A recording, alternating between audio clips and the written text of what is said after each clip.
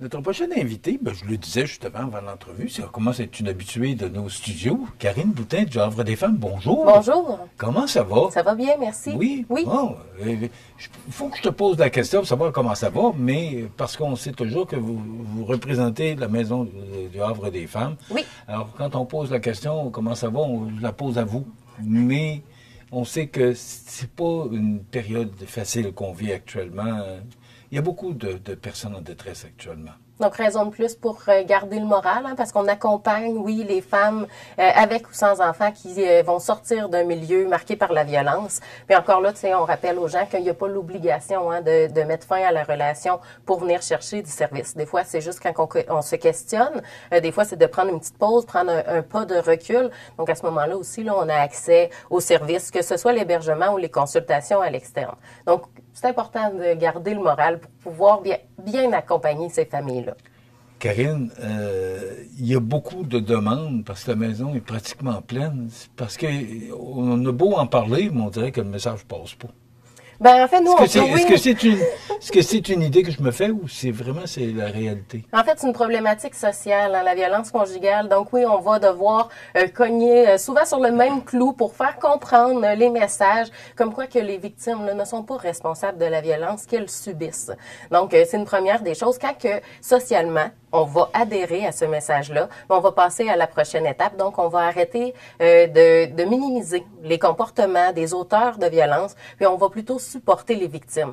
Parce que je vous le cacherai pas, là, on n'est pas encore rendu là. Souvent, quand une nouvelle sort, on va questionner la victime. Hein? Pourquoi qu'elle était là? Pourquoi qu'elle restait avec? Il était quelle heure? Elle avait-tu bu? Tandis qu'on va pas vraiment aller questionner les comportements de l'auteur. Hein? Pourquoi qu'il se donne le droit de poser des gestes de violence contre sa conjointe? Pourquoi qu'il met du contrôle volontairement dans sa relation? C'est pas des questions qu'on entend encore fréquemment. Mais bon, on tente à aller vers là. Puis c'est pour ça qu'on est aussi reconnaissante d'être ici aujourd'hui pour continuer à faire passer ce message-là. Bon. Et justement, Karine, vous êtes là aujourd'hui pour nous parler de l'atelier sur l'éducation financière. Parce qu'à partir du moment où une femme se rend chez vous, il y a des problèmes financiers un ne va pas sans l'autre, si je comprends bien, là. Alors, il y a un atelier sur l'éducation financière. Alors, à qui? C'est quoi? Moi, j'ai beaucoup de questions à ce niveau-là. Là. Oui!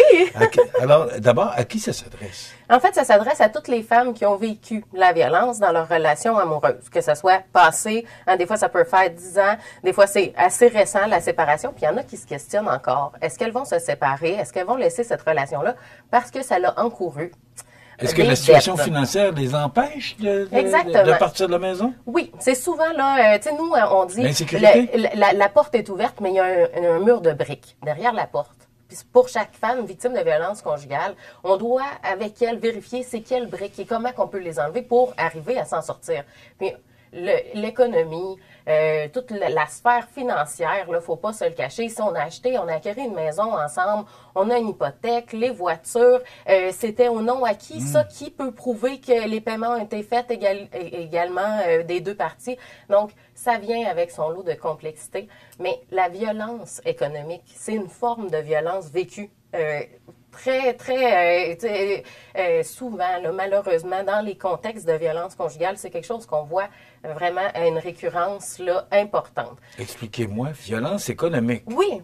Oui, donc on peut avoir des exemples concrets, là, comme une femme qui, après le congé de maternité, retourne à l'emploi ou se trouve un nouvel emploi et son conjoint souhaite pas qu'elle retourne sur le marché du travail.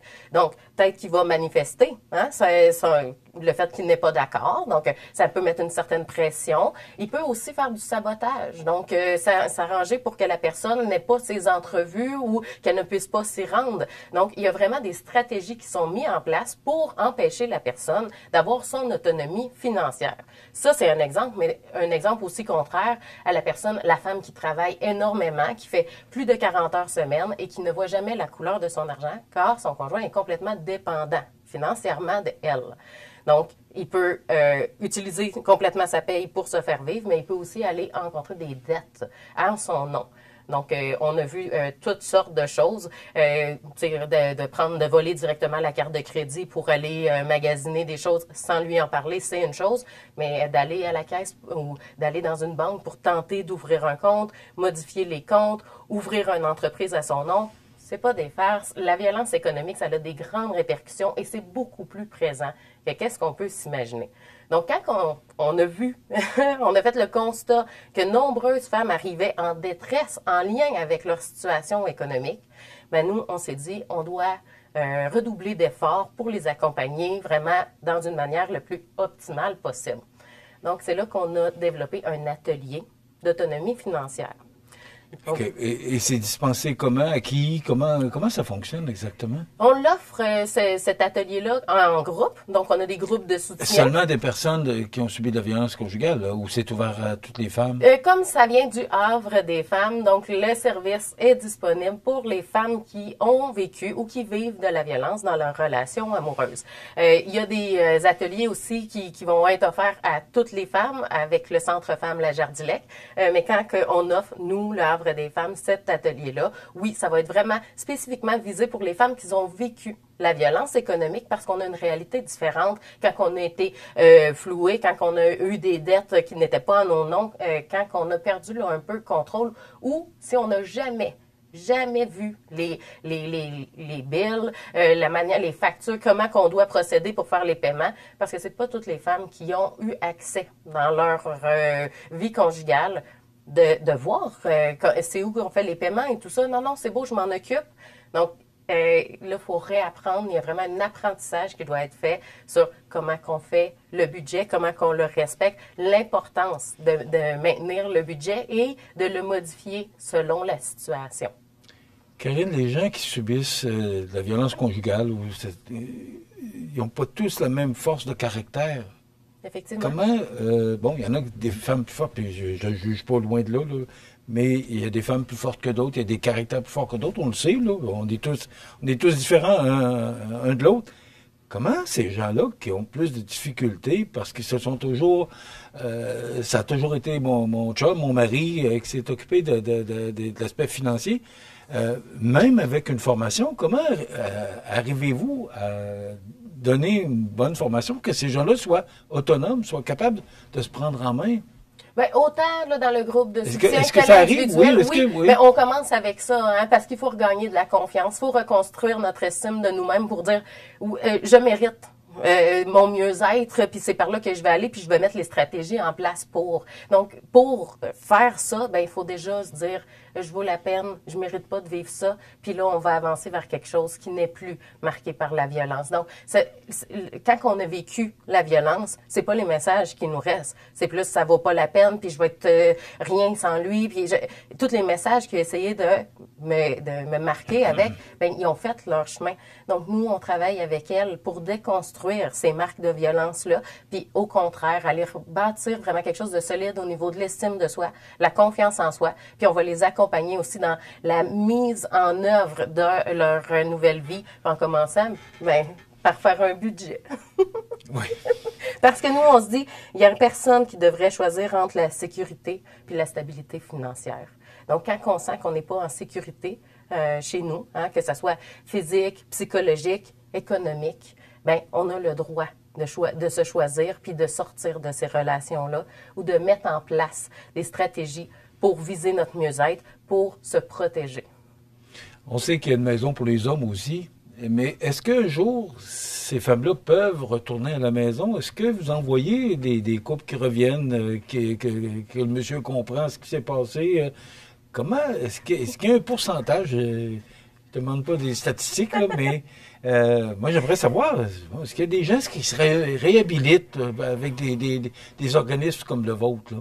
Mais je ne sais pas si on parle de réhabilitation. Nous, on parle plus de responsabilisation. C'est ça, j'ai peut-être pas les bons mots, là. Vous êtes plus spécialisé que moi, là. Mais pour qu'on se comprenne bien, parce que si on fait face à quelqu'un qui a plus une mauvaise gestion de ses émotions, peut-être qu'une thérapie, atelier, comportemental, tout ça peut soutenir. Nous, on travaille en violence conjugale. Donc, on fait face à des auteurs, des personnes qui exercent la violence dans leur relation amoureuse de manière volontaire. Ça veut dire que c'est peut-être le meilleur employé, c'est peut-être le meilleur collègue, c'est peut-être le meilleur voisin qui vient m'aider à finir mon patio. Il choisit de mettre du contrôle et de la privation de liberté via sa conjointe, pas via tout le monde. Donc, ces personnes-là ne sont pas toujours comme ça. Ce ne sont pas des gens qu'on peut répertorier. faut vraiment être dans l'intimité des personnes pour comprendre. Donc, on ne peut pas imaginer des fois que, mon dos... Non, là, on fait le saut tout le temps, là. On s'imagine jamais, là, parce qu'on aimerait ça, tu sais, qu'il manque 3 dents et un tatou dans le front. On se dirait, tu sais, c'est facile. Non, la majorité, là, tu sais, il n'y a pas de profil type, malheureusement, pour un auteur de violence, comme il n'y a pas de profil type pour une victime de violence conjugale. On a vu hier encore dans les journaux, il y avait une femme qui parlait, elle est avocate, une femme de tête et qui a vécu la violence conjugale aussi. Donc, personne, là, est à l'abri de cette problématique-là et personne n'est à l'abri des différentes formes de violence, hein, parce que peut-être qu'il n'a jamais exercé la violence physique, il m'a jamais frappé, mais s'il utilise mon compte, ma carte de crédit, ma carte de débit, il en compte des dettes à mon nom, je suis sous un contrôle financier. C'est une forme de violence aussi. Cette formation-là, c'est la première fois que vous offrez ça? Oui, le fait de monter un budget, ça fait des années là qui est fait au Havre des femmes. Là, on veut le bonifier. Donc, on est allé chercher des experts, des conseillers, conseillères financiers du côté de la Caisse des Jardins pour avoir leur modèle aussi. Mais on a un appui là vraiment extraordinaire de Hébergement Femmes Canada. Donc, nous, on est le Havre qui fait partie d'un regroupement et qui fait partie de ce regroupement de maisons canadien-là. Donc, c'est plus de 600 maisons comme le Havre, réparties partout au Canada, qui va se rencontrer à Ottawa dans 2 semaines pour peaufiner tous nos ateliers, pour partager tout ce qui est économie sociale qui est possible de développer à partir des maisons d'aide et d'hébergement. Donc, plein de beaux projets qui vont pouvoir être partagés. Mais c'est une première. Que vous donniez ce genre d'atelier-là, c'est une première pour l'Havre des femmes? En fait, c'est une première dans cette formule-là où ce qu'on veut qu'elle soit plus exhaustive ou qu'on puisse faire offrir de l'accompagnement vraiment plus visé avec la violence économique. Mais sinon, l'atelier de budget de base, c'est d'emblée dans les services du Havre depuis des années parce que ça fait des années que les femmes nous nomment que c'est un besoin pour elles. Est-ce qu'on doit comprendre que violence conjugale puis violence économique, un ne va pas sans l'autre? Ça dépend des situations. À partir du moment où une femme subit de la violence conjugale, ben, il y a des problèmes financiers qui s'y rattachent. Des fois oui, si des fois non. Si elle quitte la maison, il n'y a pas d'argent qui rentre. Est-ce que c'est rattaché? Est-ce que c'est pour ça que vous avez décidé de donner ce genre de formation-là? Assurément, c'est entrelacé. C'est quelque chose qui est vraiment, qu'on voit régulièrement ensemble aussi. Mais la violence psychologique aussi, c'est quelque chose qui n'est pas exclu. Hein? Quand on voit la violence conjugale, ça commence souvent par des épisodes de violence psychologique. Le dénigrement, l'humiliation, les insultes. Hein, on est plus dans ces eaux-là. Tandis qu'il y a des techniques pour arriver en violence économique. Mais là, il va y avoir des stratégies qui vont être développées aussi. Assurément, là, de nombreuses femmes nomment avoir perdu excessivement beaucoup d'argent dans des situations de violence conjugale. Donc, on veut être là pour les soutenir et leur dire c'est quoi leurs droits financiers, c'est quoi les prestations auxquelles elles ont droit. Donc, de pas hésiter, hein, que ce soit un coup de fil ou une petite rencontre, on peut vérifier ensemble qu'est-ce qui est possible de faire pour les accompagner. Là, c'est en voie de réalisation ou c'est ouvert? C'est déjà disponible, que ce soit dans les services à l'externe ou directement à l'hébergement. On peut accompagner les femmes pour les soutenir dans elles-mêmes la création de leur budget. Ce que je comprends, c'est que ça se donne individuellement à chaque personne qui vit de la violence conjugale, qui a besoin d'informations au niveau économique. Oui. C'est ça que je comprends. C'est pas un atelier ouvert dans une salle aux femmes en violence conjugale. Là. En fait, on a une salle ouverte qui est le groupe de soutien. Donc, les jeudis après-midi, puis on propose cet atelier-là aux femmes, mais aussi on le fait en individuel pour celles qui, pour leurs raisons, préfèrent venir en individuel nous rencontrer. Karine, bravo pour le travail que vous faites pour soutenir ces femmes-là qui sont dans le besoin. Pour information, c'est le Havre des femmes? Au Havre des femmes, 24 heures sur 24, 7 jours sur 7. On nous rejoint au 418-247-7622. Félicitations pour votre beau travail. Merci. Karine Boutin, qui est du Havre des femmes, c'est l'atelier sur l'éducation financière, donc une autre réalité, un autre besoin qu'on vient combler là, pour ces gens dans le besoin. Merci beaucoup. Merci.